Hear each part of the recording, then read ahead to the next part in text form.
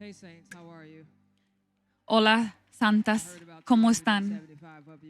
Solo escuché como 200 de ustedes. Hola, santas, ¿cómo están? Gloria a Dios. Mi nombre es Jackie y vivo en Atlanta con mi esposo Preston. Saludos a 17 de ustedes que viven en Atlanta. Llevamos, creo que como 11 años, aunque se siente como 15 de casados. Tenemos 4 hijos. El Señor decidió salvarme, darme un don de comunicación y enseñar su palabra. Entonces, eso es lo que voy a hacer. Vamos directo. Gracias, Nancy. No sé dónde están. Gracias por invitarme. Gracias, Robert. A todos por amar a Jesús. Vamos a la Biblia. Siempre he disfrutado cómo la Biblia comienza. Porque aunque Dios me salvó en 2008, no empecé en Génesis, no empecé en Éxodo, definitivamente no empecé en Lamentaciones. Cuando yo fui salva y quería ver dónde empezar en la escritura, empecé en Mateo. Parecía como un libro seguro. Pero personalmente no me divertí mucho ahí porque pues no esperaba tanta parábola, no sabía cómo manejar como 16 parábolas por capítulo, pero en ese momento yo no lo entendía, así que eventualmente me encontré en Juan. Y mientras estaba en Juan, me quedé ahí varios meses y no sabía por qué, pero había algo sobre el libro de Juan que me cautivaba. Y pienso que es algo sencillo. Creo que cuando leí el libro de Juan, vi a Dios. En algún momento decidí salirme de Juan y me fui para atrás pasando Lucas y Marcos y Mateo y Zacarías, Malaquías y todo, y me encontré al principio. En el principio, en Génesis, la Biblia comenzó de una manera que yo no esperaba, porque yo pensé quizás que el libro que revela a Dios empezaría como un poco loco, ¿no? Que por lo menos me daría como una imagen de Dios comportándose como Zeus, ¿no? Aventando estrellas y soles y agarrando la tierra y haciendo cosas raras y como una fiesta, ¿no? Pero cuando leí Génesis capítulo 1, nada de eso sucedió. ¿Por qué nada de eso sucedió? Hermenéutica 101. Dice, en el principio, Dios creó el cielo y la tierra. La tierra estaba sin orden y vacía, y las tinieblas cubrían la superficie del abismo. Y el Espíritu de Dios se movía sobre la superficie de las aguas. Y Dios dijo, sea la luz, y hubo luz. Creo que lo que disfruto tanto de esas 2 oraciones es que vemos un destello de lo que puede hacer la palabra de Dios. En un tiempo en mi vida cuando yo no sabía nada de referencias cruzadas, yo había pasado todo este tiempo en el libro de Juan, pero yo no sabía que Juan estaba construyendo sobre Génesis cuando él estaba escribiendo. No estaba intentando ver las similitudes entre los dos, como Juan capítulo 1 nos está apuntando al comienzo de las Escrituras cuando dice en el principio. Pero hay una diferencia entre Génesis 1, porque Génesis 1 comienza a decir cómo el orden creado sobre las cosas que Dios creó, pero Juan empieza a hablar en Juan capítulo 1 y él dice, en el principio era el verbo, ya existía la palabra y el verbo estaba con Dios. Todas las cosas fueron hechas por medio de él y sin él, de lo que ha sido hecho, nada fue hecho. A mí me encanta eso, porque Juan nos está diciendo que hay una palabra que existía antes de que Génesis 1 fue escrito, antes de que fuera creado el sol, antes de que nacieran las estrellas, antes de que el tiempo fuera algo. Esta palabra estaba aquí. Esta palabra es eterna. Esta palabra también, dice Juan, estaba con Dios, cerca de Dios, en una relación con Dios, pero distinto de Él. Y esta palabra fue distinta a Dios y era Dios al mismo tiempo. Y que todo lo que fue creado, el sol, las estrellas, la tierra, Adán y Eva, todo tiene su origen en esta palabra. Cuando tú lees cosas como esto, no puedes dejar de pararte y decir, Juan, por favor, ¿quién es esta palabra? Yo quiero conocerlo.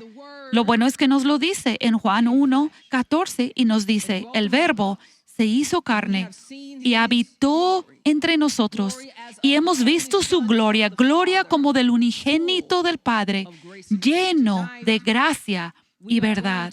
Esta noche vamos a contemplar la palabra.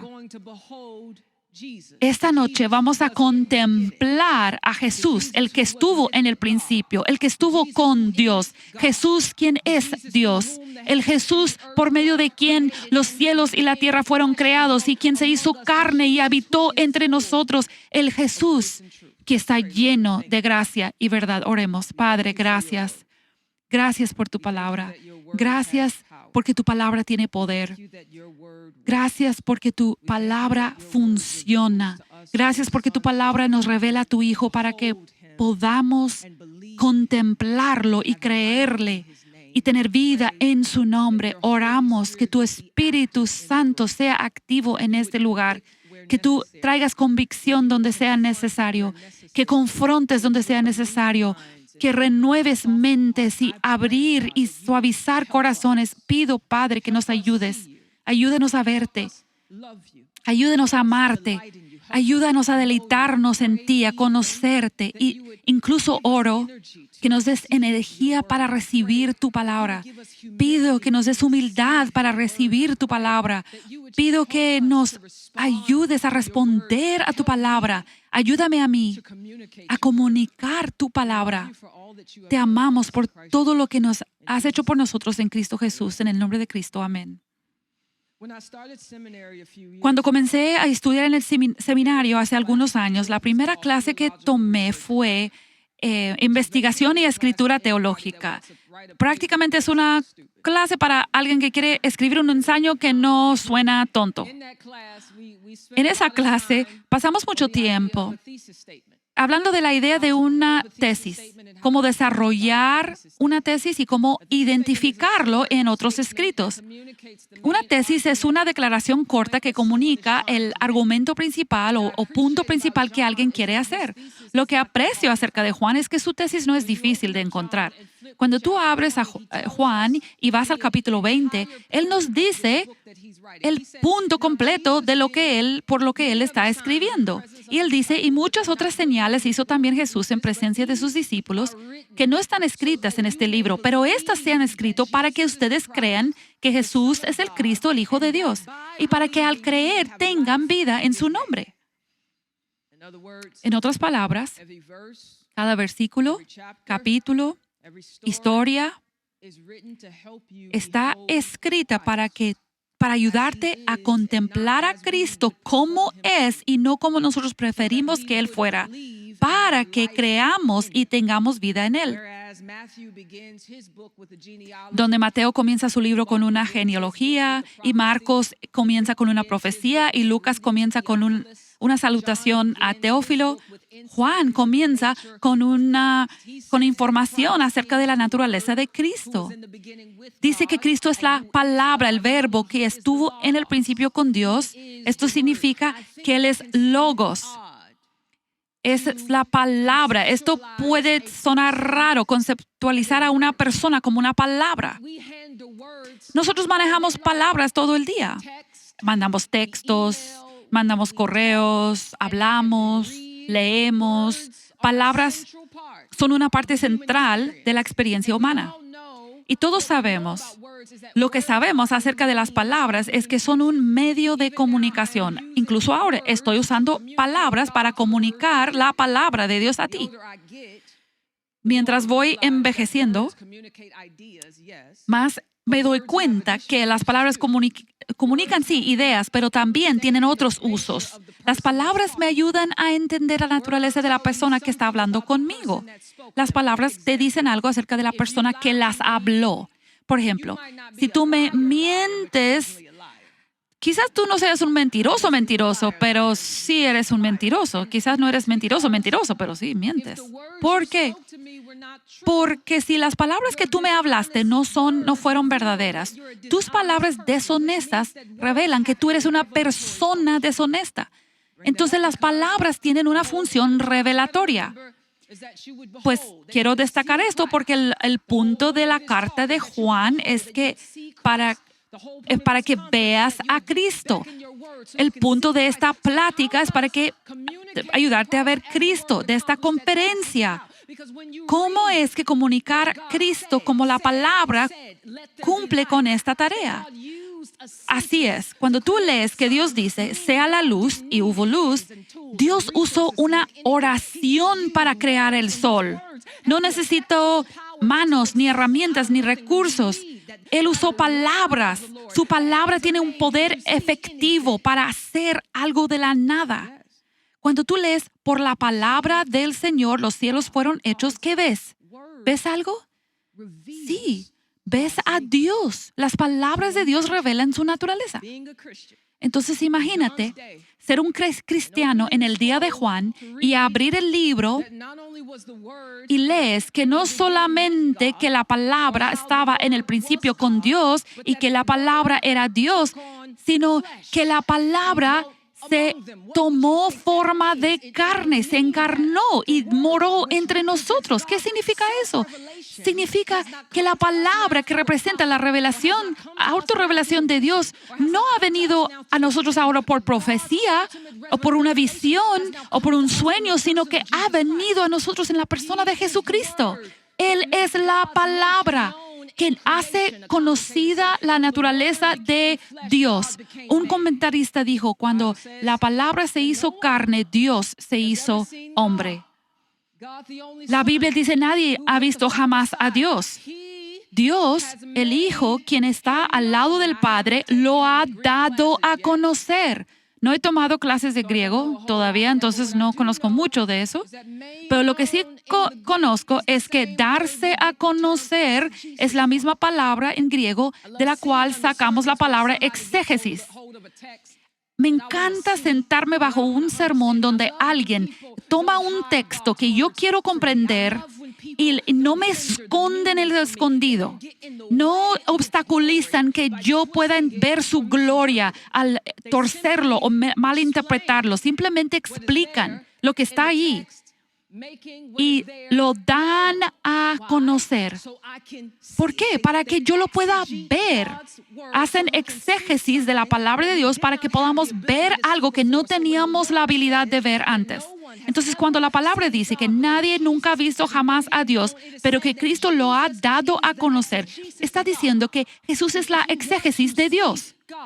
Si tú quieres ver a Dios, conocer a Dios, contemplar a Dios, entender a Dios, el Padre contempla a Cristo. Él es el que explica a Dios. El texto dice que la palabra se hizo carne y moró entre nosotros.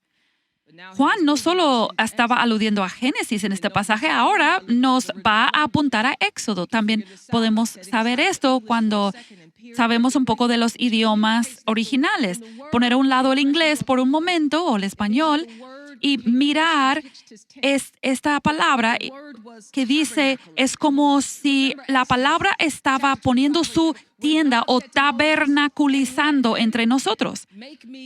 Cuando Dios le dice a Moisés en capítulo 25 de Éxodo, le dice que me preparen un santuario para que yo pueda morar en medio de ellos. El tabernáculo representaba un lugar donde el humano y el divino podían verse. Éxodo 25 era la sombra, pero Cristo mismo es la sustancia. Él es el tabernáculo, Él es el templo. Y todo esto suena hermoso y bueno, pero también debe ser chocante. Porque mientras contemplas la naturaleza de la palabra, sería de ayuda considerar la naturaleza de la persona, las personas con quien la palabra decidía morar. Mira versículo 10. Existía la luz verdadera, al venir al mundo, alumbra a todo hombre. Él estaba en el mundo y el mundo fue hecho por medio de él, y el mundo no lo conoció. A lo suyo vino, y a los suyos no le recibieron. ¿Cómo es que la misma persona que creó a todos puede encarnarse, vivir en la tierra y nadie se da cuenta? En las palabras de Alanis Morissette, dice, ¿no es irónico que el que hizo a todos y a todo no es conocido por las personas a quienes él creó, ni es recibido por el pueblo que tenían las promesas y las profecías y los pactos que preparaban el camino? Pero la realidad es que Dios vino al mundo y a nadie le importó. Y eso es una denuncia de la condición humana. Los ángeles tenían que haber mirado hacia abajo, aturdidos de que el rey caminaba entre pecadores y los pecadores no se inclinaban. Y es porque no podían ver, incluso los demonios no podían más que reconocer que el Dios de la gloria estaba allí. Pero ni los gentiles ni Israel lo vio como digno de su atención y su adoración. ¿Por qué? Porque todos han pecado y están destituidos de la gloria de Dios. Y una expresión fundamental de la naturaleza pecaminosa es la ceguera. ¿Recuerdas cuando tú estabas ciega? Cuando se te predicaba la palabra y no te movía? Cuando escuchabas el evangelio y no te cambiaba? Cuando te sentaste en la iglesia y levantaste las manos para adorar, pero tu corazón estaba lejos de él? Yo recuerdo cuando tenía 18 años, quizás un año antes de convertirme. Estaba en una fiesta de graduación para un amigo y yo estaba muy drogada, fuera de mi mente. Y en algún momento durante la fiesta, otra amiga, yo la conocía cuando estaba en el mundo y cuando estaba haciendo lo que ella quería con su vida, ella se levantó en un momento así aleatorio para quizás escuchó el mensaje de Kelly que acabamos de escuchar y tengo que decir mi testimonio en este momento. Fue un momento raro para hacerlo. Empezó a hablar de Dios y lo que él hizo en su vida. Y mientras que lo contó, empezó a llorar. Y yo recuerdo genuinamente mirándole a la cara confundida. Porque pues yo fui a la iglesia de niña, yo escuché de Jesús, yo me bauticé porque quería. Y yo me sabía Juan 3:16 y yo no era atea, no estaba opuesta a escuchar de Dios, pero simplemente no podía comprender cómo es que Dios podía significar tanto para alguien que simplemente hablar de Él lo hacía llorar. No había nada dentro de mí que se identificaba con esa adoración. No había ningún lugar en mi corazón que tenía ese tipo de amor. Ahora, si ella se hubiera parado a jactarse de sexo y de cosas con las cuales yo podía identificar y que yo amaba, yo ahí sí hubiera entendido. Pero cuando ella quiso levantar la gloria de Cristo, yo no podía sacarle sentido porque yo no podía ver la gloria. Estaba ciega. La palabra se hizo carne y moró entre los pecadores y no lo vieron, no lo recibieron porque no tenían ojos para ver ni oídos para oír. Y esta es la condición de cada ser humano nacido después de Adán. Todos nacemos ciegos porque la Escritura dice que el enemigo ha cegado los ojos de los no creyentes porque no pueden ver la luz del Evangelio hasta que Dios, en su misericordia, hable la misma palabra sobre nosotros que habló en el principio. Cuando creíste en Cristo, cuando lo recibiste por fe, no fue por la razón, no pensaste tu camino a la salvación. Cuando creíste en Cristo, no fue porque tú naciste de una familia noble o que tus padres fueron cristianos. Es porque Dios vio que tú estabas envuelto en la oscuridad y decidió decir, sea la luz. Y entonces, repentinamente, había luz. Ya no mirabas a la vida o el sexo o la educación o tu cuerpo o el matrimonio de la misma forma, porque tus ojos fueron abiertos al Dios que siempre te ha amado. Es su iniciativa divina en la salvación por medio de darte la luz que hace posible que cualquiera de nosotros podamos llamarnos hijos de Dios. Y ahora lo vemos como bueno, como fiel, como Dios. Juan también lo vio. Lo dice en el versículo 14. Y la palabra se hizo carne y moró entre nosotros y hemos visto su gloria, gloria como del único del Padre, lleno de gracia y verdad. ¿Quién es el nosotros aquí? ¿Los apóstoles? ¿Los discípulos? ¿Los que fueron testigos de Cristo mientras caminaba en la tierra? Dice que no solamente vieron a Cristo, sino que vieron la gloria que hizo manifiesto Dios como lleno de gracia y verdad. Otra vez, Juan está aludiendo al Antiguo Testamento aquí, Éxodo 33. Moisés ahí le hace una pregunta a Dios y le dice, por favor, muéstrame tu gloria. Gloria siendo la manifestación del esplendor de Dios, su belleza, su grandeza. Gloria es una revelación. Moisés quiere ver algo que Dios mismo tiene que revelar.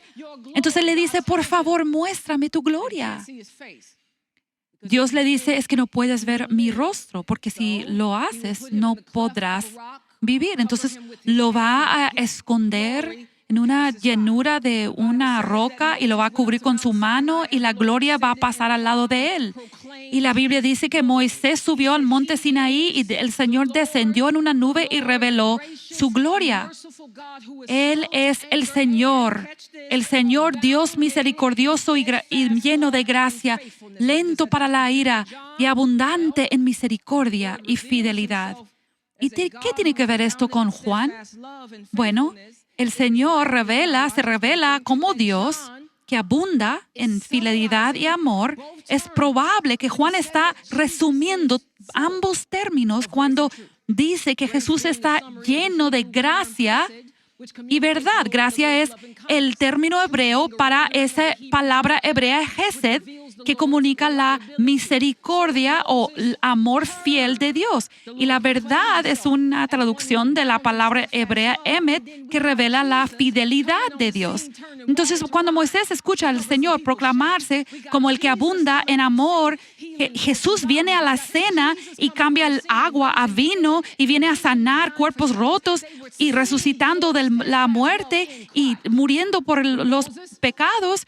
Están viendo el amor leal de Dios en Cristo. Y cuando Moisés escucha que el Señor proclama que Él abunda en fidelidad, y Jesús viene predicando que Él es el camino, la verdad y la vida, están viendo la fidelidad de Dios. Es decir, que lo que Moisés solamente escuchó cuando estaba en la hendidura de la peña, Juan y sus discípulos vieron en la palabra encarnada de Dios. Cuando vieron a Jesús, vieron la gloria de Dios. Pero no todos vieron lo que Juan vio. No todos entendieron lo que Juan escuchó. Para algunos, la palabra no estuvo en el principio con Dios, simplemente era el Hijo de María. Para algunos, él no era la exégesis de Dios, simplemente era un profeta. Para otros, la palabra no estaba con Dios, sino que necesitaba la ayuda de Satanás para sacar fuera demonios. Para otros, la palabra no era Dios para nada, era un pecador. Es posible ver a Jesús y no contemplarlo. Es posible estar con Jesús y no notar su gloria. Es esta ceguera por la que Él tuvo que morir. ¿De qué otra manera pudo haber sido crucificado? Pablo dice en 1 Corintios que si hubieran entendido la sabiduría divina de Dios, no hubieran crucificado el Señor de gloria. Mi pregunta entonces es, ¿qué crees que está sucediendo cuando pecamos contra Él? cuando hacemos cosas malas con nuestros cuerpos o cosas malas a nuestros vecinos o nuestros prójimos en línea o en nuestro matrimonio, cuando miramos lo que no debemos y amamos lo que no debemos y disfrutamos lo que hemos sido mandados a matar, es posible que en algún lugar dentro de nosotros hemos dejado de contemplar gloria. Él se ha hecho para nosotros algo menos que el Señor de gloria. Vemos ese Dios hombre sobre esa cruz. Y estamos tan acostumbrados a platicar de esto que se nos olvida que fue nuestro pecado que lo puso allí. No solamente Mateo, Marcos, Andrés, Juan, Pedro, no solamente el suyo, sino el mío. Mi pecado es la razón por esos clavos en sus manos. Tu pecado es la causa de la corona sobre su cabeza. Entonces yo pienso, para ayudarnos a reorientarnos alrededor de la cruz, para ayudarnos a pensar en lo que es verdadero, sería de ayuda que lo volvamos a contemplar. Entonces, vamos a verlo. Jesús, quien estuvo en el principio con Dios, contémplalo. Jesús, quien es Dios, contémplalo. Todas las cosas fueron hechas por Él, para Él, y sin Él no fue creada ninguna cosa. Jesús, quien es el Dios que tomó forma de hombre y moró entre nosotros, contémplalo. Jesús, quien reveló la gloria de la naturaleza de Dios, lleno de gracia y verdad, contémplalo. Contémplalo cuando sana en un hogar. Contémplalo cuando abre el pergamino y dice que Él ha sido escogido para proclamar las buenas noticias al pobre. Contémplalo en el desierto, tentado pero victorioso. Contémplalo en la mesa con pecadores y en las montañas en oración. Contémplalo como el varón de dolores experimentado en quebranto. Contémplalo como piel que quebranta, que parte el pan. Contémplalo como verdad. Contémplalo como el camino. Ninguno puede venir al Padre excepto por Él. Contémplalo como el siervo sufriente. Yo no sé si ya lo ves, entonces voy a seguir. Ahí está, en el huerto, pidiendo a su padre a quitarle la copa. La copa que tenía la ira de Dios por nuestro pecado. La palabra, quien estaba en el principio con Dios y estaba a punto de ser abandonado por Dios. Contempla su amor. El que estuvo allí contempla su amor. Porque Dios amó al mundo tanto que dio a su Hijo unigénito, para que todo aquel que crea en Él tenga vida eterna. Contémplalo mientras se convierte en la propiciación de nuestros pecados, absorbiendo la ira de Dios para que recibamos justicia por fe. Contémplalo tomando la copa completa. Contémplalo pagando el precio completo. Contémplalo diciendo: consumado es. Contempla el Cordero que quita el pecado del mundo. Contémplalo, quien es la resurrección y la vida. Contémplalo, quien ha conquistado la muerte. Contémplalo, quien está en la forma de Dios, pero no estimó el ser igual a Dios como algo a que aferrarse. Contempla al que se ha humillado, haciéndose obediente hasta muerte de cruz. Contémplalo, quien ha sido exaltado. Contémplalo, el nombre que debe estar en tu boca. Contempla al que tiene el nombre sobre todo nombre, para que al nombre de Cristo Jesús, en el nombre de Jesús, en el nombre de Jesús, cada rodilla se incline delante de Él, en el cielo y en la tierra y bajo la tierra, y cada lengua confiese que Cristo es Señor, para la gloria de Dios el Padre. ¿Ya lo ves?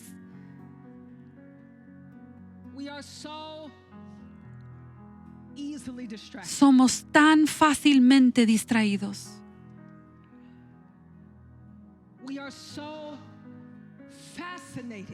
Estamos tan fascinados con el mundo. Estamos tan envueltos en cosas que no nos pueden cambiar y en gente que no nos pueden cambiar, personalidades que no murieron por nosotros. ¿Qué sucedería si nos inclináramos? ¿Qué sucedería si tú en dolor lo contemplaras, frustrada lo contemplaras, traicionada y lo contemplaras? ¿Qué sucedería si tienes un pecado que no puedes dejar, pero escoges contemplarlo?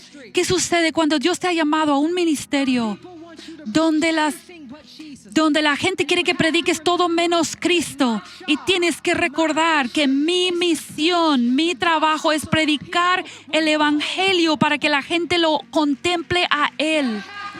¿Qué sucede cuando estás cansada? Tienes que contemplarlo.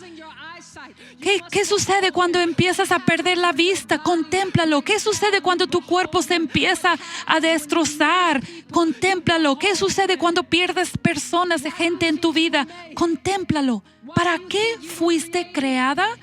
¿Por qué crees que fuiste creada? Sino para contemplarlo. Creo que el Señor quiere regresarnos a lo más importante, que es contemplarlo.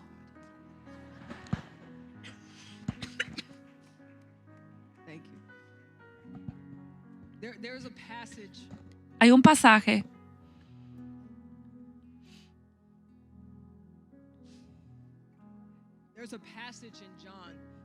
en Juan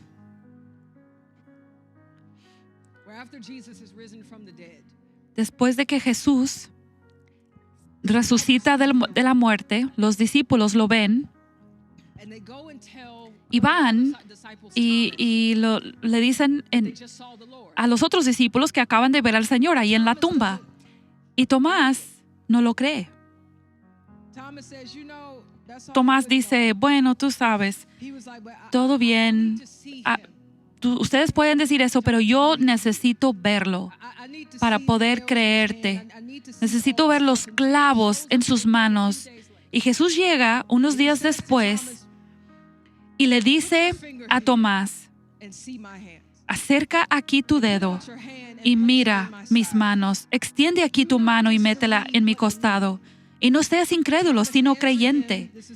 Tomás le contesta, y esta es la tesis de Juan: Señor mío y Dios mío. Jesús le dijo, porque me has visto, ¿has creído? Dichosos los que no vieron y sin embargo creyeron. La metáfora para la fe en las Escrituras es el acto de ver. No sé de qué contexto de iglesia vienes, no sé de qué denominación estás familiarizada, pero quiero crear una oportunidad para que nosotros le roguemos a Dios que nos ayude a verlo otra vez. Porque donde nos falta vista, revela donde nos falta fe. Necesitamos que el Espíritu Santo nos ayude a tener fe. Necesitamos que el Espíritu Santo tome la Escritura que conocemos, que sea algo que creemos más de lo que lo citamos. Necesitamos que el Espíritu Santo obre en nosotros para que seamos fieles, para que le amemos con todo nuestro corazón, con toda nuestra alma, y para que amemos a nuestro prójimo como a nosotros mismos. No es una conferencia solamente para venir y salir y ser lo mismo. Vamos a quedarnos iguales si no lo contemplamos. Necesitamos misericordia, necesitamos el Espíritu Santo que haga solamente lo que Él puede hacer. Entonces aquí el altar está abierto. Yo no sé cuándo fue la última vez que tú te pusiste de rostro delante de Dios. A veces tienes que mover tu cuerpo de una manera para que indique lo que tú estás dispuesto a hacer. El altar está abierto para que tú vengas a decir: Señor, ayúdame a creer. Estoy luchando en mi matrimonio, en mis estudios, en mi mente. Y necesito tu ayuda para creer. Voy a orar por ti. Espero que respondas a lo que el Espíritu Santo te está diciendo.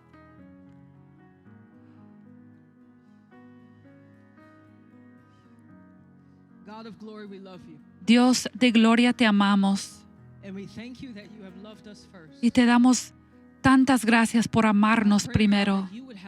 Pido, Padre, que tengas misericordia, que abras nuestros ojos para que te veamos, que humilles nuestros corazones para que te contemplemos.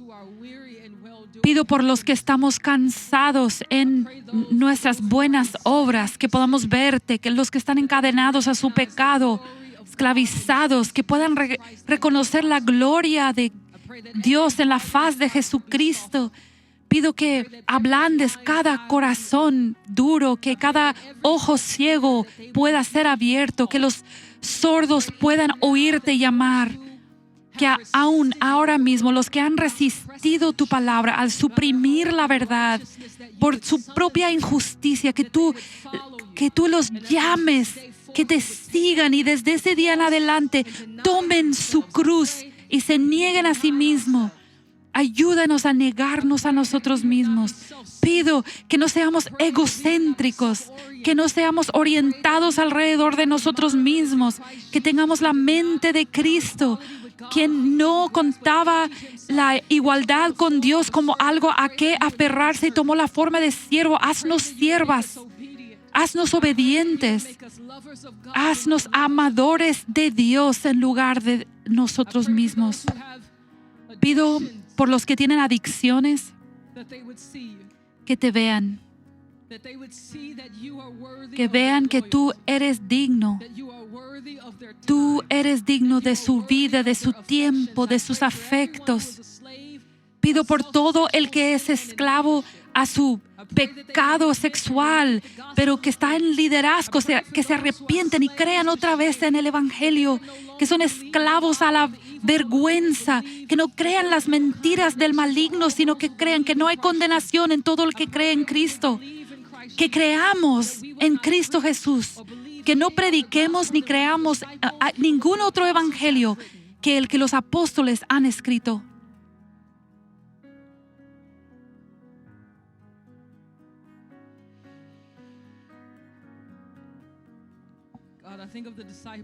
Dios, pienso en los discípulos, quienes estaban llenos del Espíritu Santo, pero para hacer tu obra los volviste a llenar.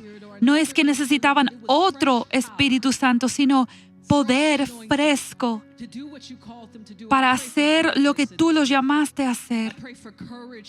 Pido por valentía y coraje en este lugar, la que teme ser fiel en voz alta. Muéstranos, danos poder para vencer al diablo. Danos compasión para decir la verdad con gentileza y respeto, que no creamos que podamos decir la verdad y odiar a nuestro prójimo. Ablanda nuestros corazones de la forma en que amamos a otras personas. Pido por esta nación que amemos a personas como tú las amas. Te pido que levantes a cristianos que no solo amen la verdad, que también amen a la gente.